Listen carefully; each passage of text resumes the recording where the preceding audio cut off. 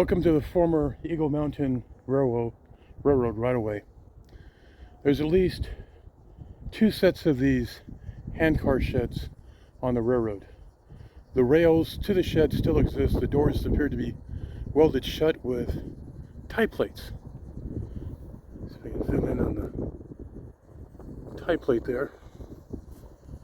And those are tie plates that are holding the door shut on that one. Tracks are still engaged. I don't know if they're must be in concrete. That's shed one. If you look at the shed, it's made of very high grade rail and railroad ties into the hill. Come over here. Here's the smaller shed. Check out the rooftop.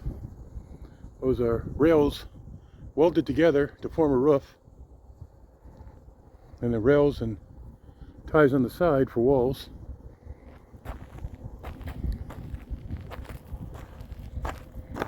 Here's a shot in. I'll do the other one over there a little bit better. This is looking to the south. There's a power station, and the right-of-way continues south to the steel bridge. Everything north of the steel bridge has been rails and ties. Anything they could scrap has been collected. But the right-of-way is just, people have been driving on it. It's still condition road. If you want to come down here and drive on it, probably in better shape than some of the dirt roads out here. See if we can get a better angle on this building. Big mound of dirt, and they stored hand cars in here and other rail maintenance equipment, from my understanding. And there's the second one. It's about the size of a 2-car garage, and this one's like a 1.5-car garage.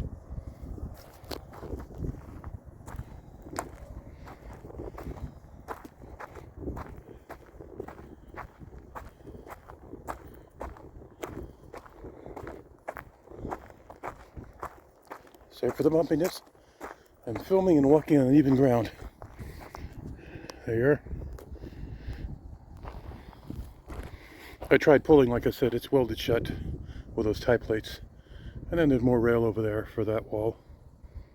So there you are, Eagle Mountain Railroad.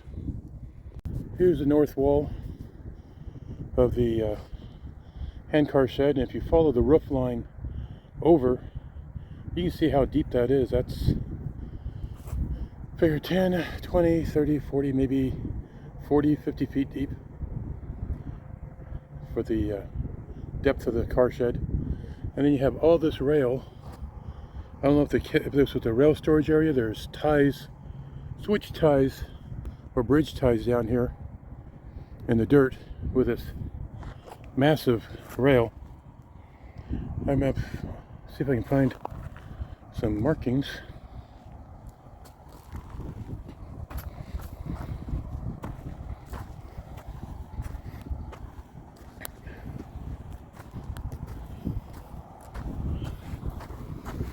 Okay, that says it's 1966, and 1, 2, 3, 4, 5, 6, 7, 8, 9, 10, 11, 12 hash marks. Where it was made, no clue. There's the lettering on that one, and you can see it's used rail because it's really smashed to pieces and cut. And this is the only one I can find any lettering on, so where it was milled at, I have no clue. So, there you are. See you on the road.